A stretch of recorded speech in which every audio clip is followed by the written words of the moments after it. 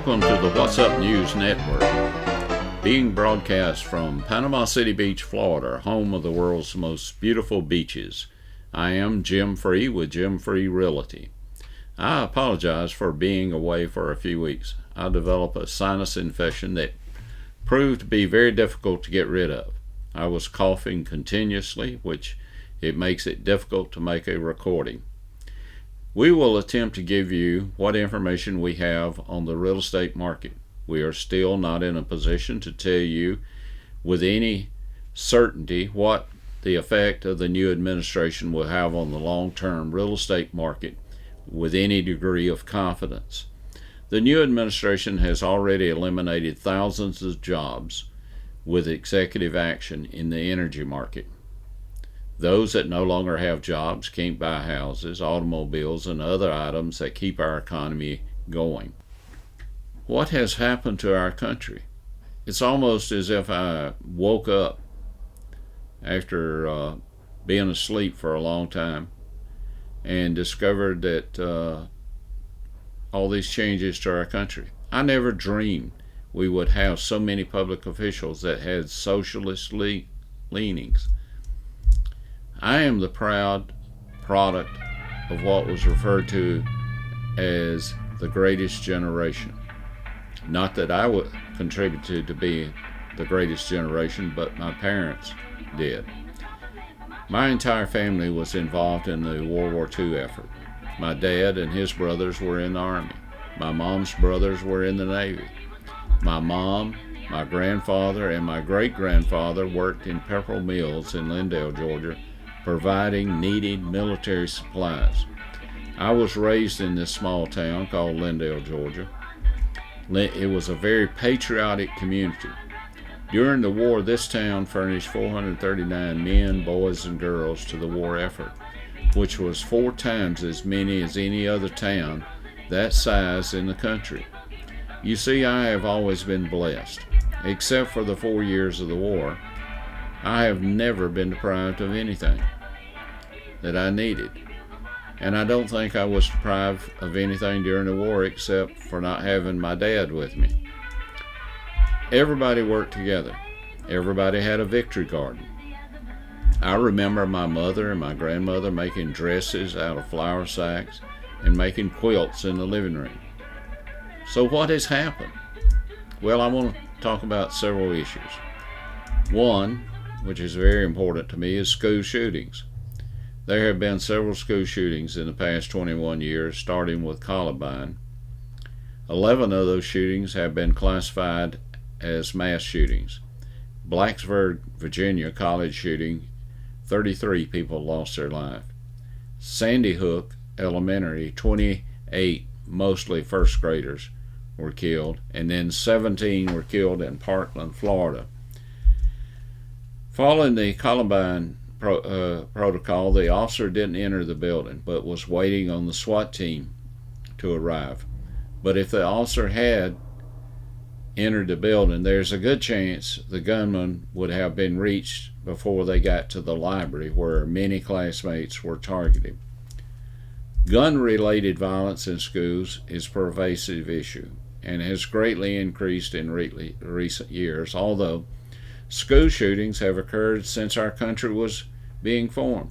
The earliest known school shooting in the United States took place in 1764 and was known as the Potomac Rebellion School Massacre. Out of 13 children enrolled in the school, only 3 survived.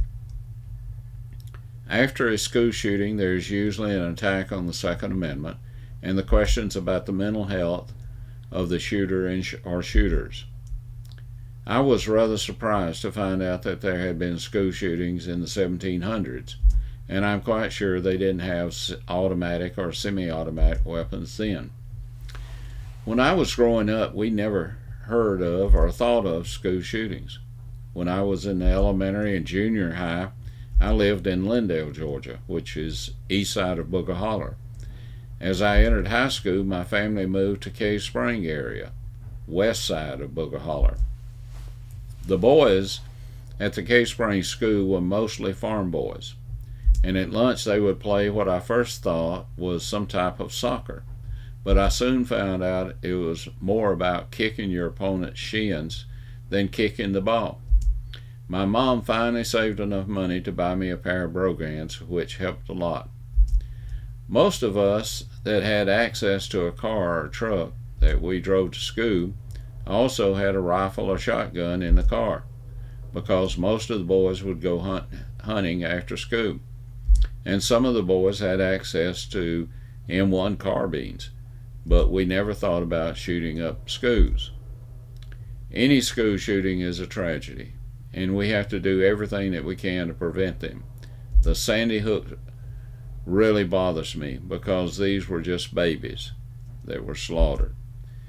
There appears to be a lot of contributing factors, such as the use of drugs, mental health issues, video games, broken homes, bullying, and access to guns by students with mental or anger issues.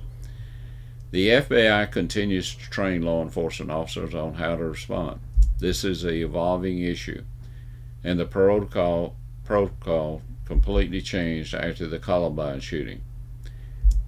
An officer on the scene now tries to confront the shooter without waiting for the SWAT team. We know that most of the victims are killed within the first few minutes, so there's no time to wait on reinforcements. If there is a resource officer on the campus, or the first officer that arrives, he would now try to confront the shooter or shooters.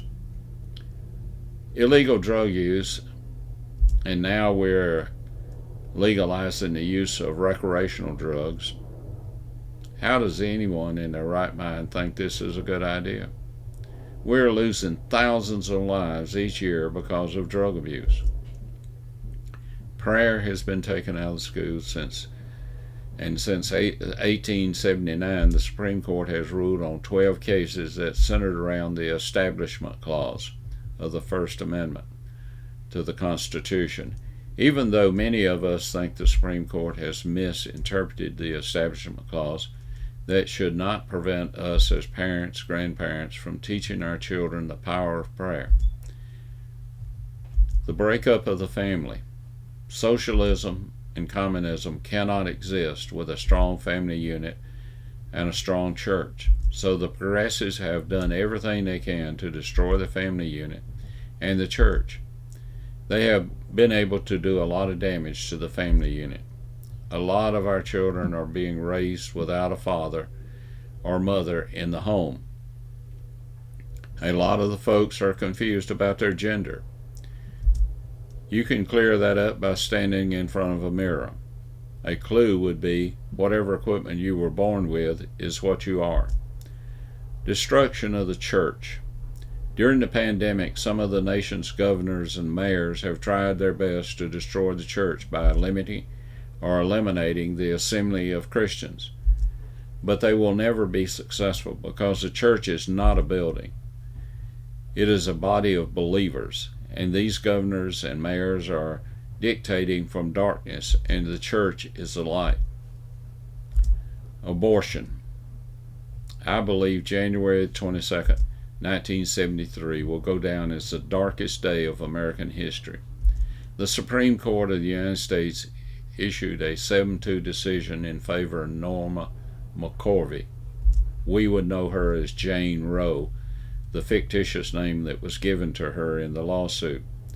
Along with a companion Georgia lawsuit, Doe versus Bolton, that held that women in the United States have a fundamental right to choose whether or not to have an abortion without excessive government restriction. Justice Harry Blackmun wrote the majority opinion.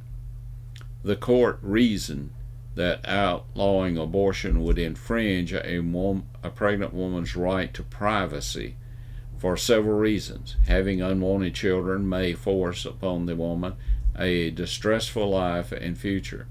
It might bring imminent psychological harm. Caring for the child may tax the mother's physical and mental health, and because there may be distress for all concerned associated with the unwanted child. The court did reject the right of privacy as an absolute. They also recognized that the state has two compelling interests: the health of the mother and the health of the child. Interesting enough, the court in some cases recognizes the fetus as a child. Other cases they say a fetus is not a child.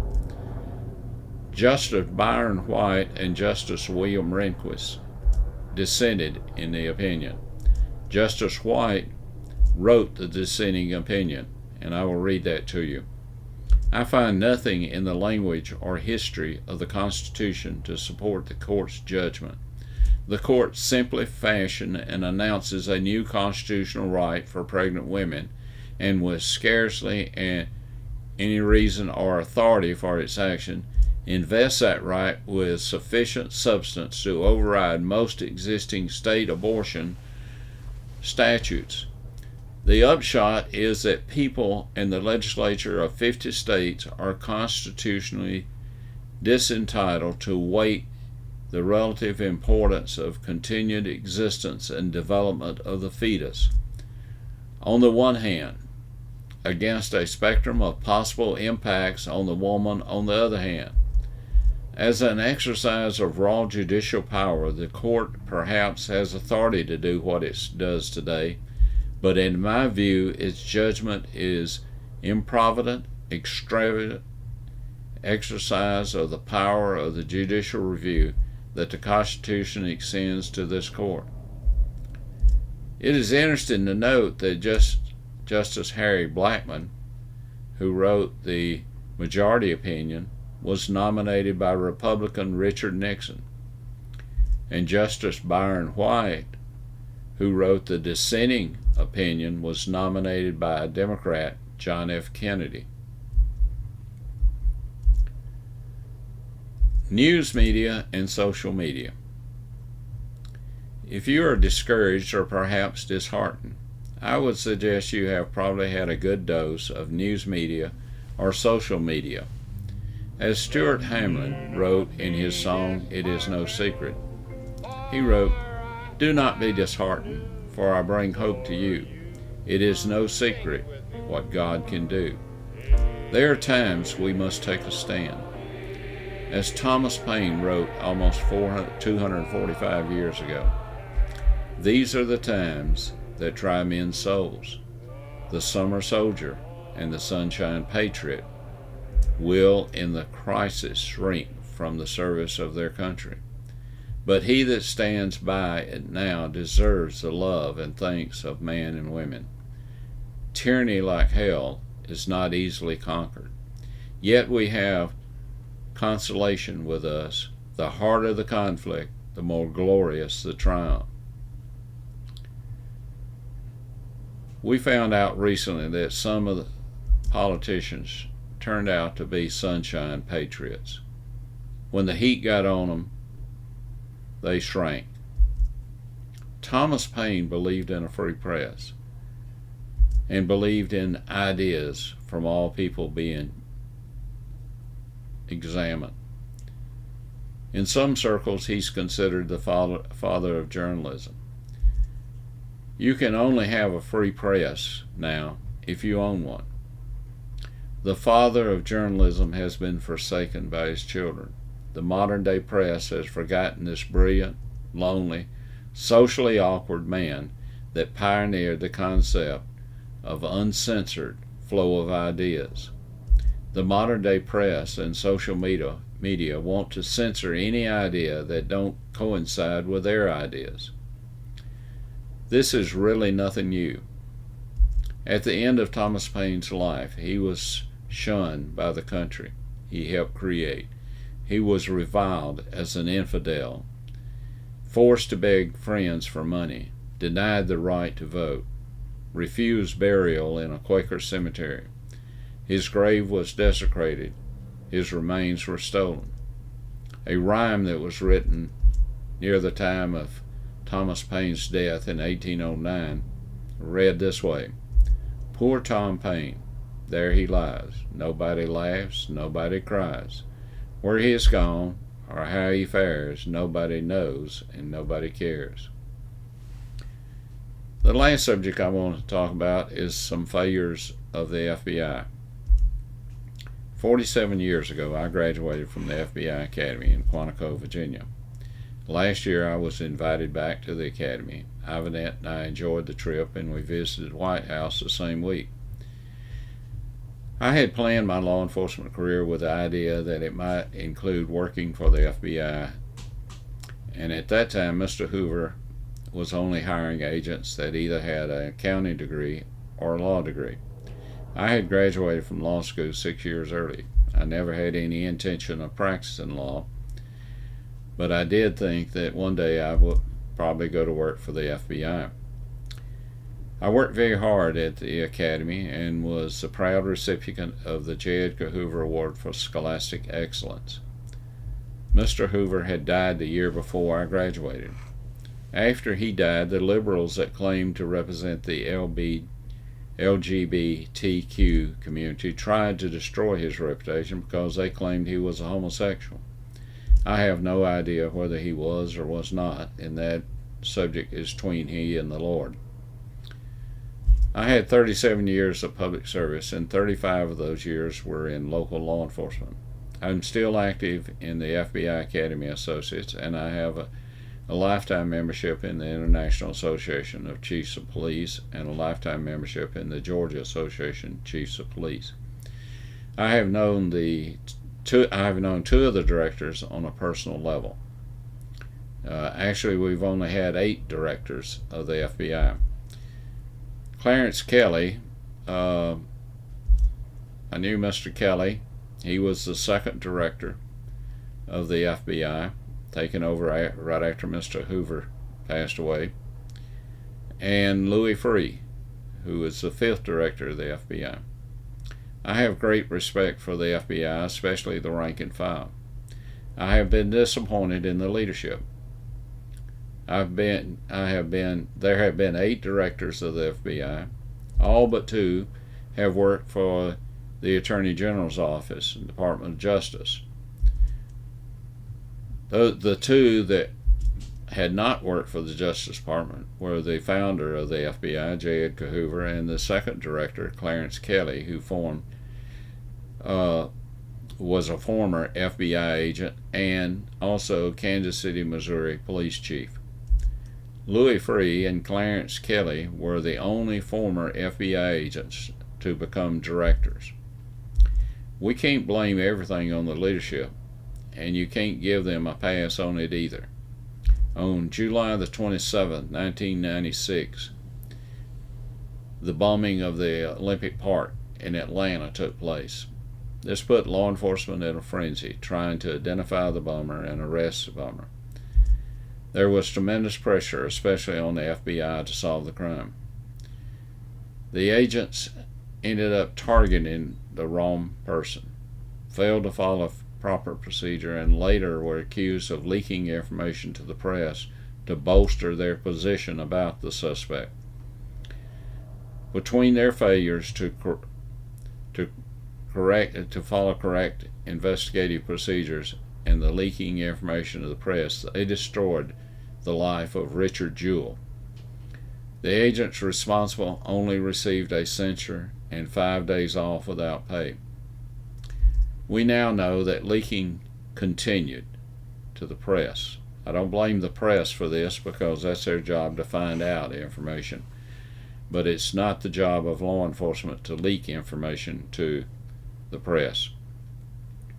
We now know that leaking increased during the Mueller and the Comey leadership. Well, I've pointed the finger at a lot of people and a lot of organizations today.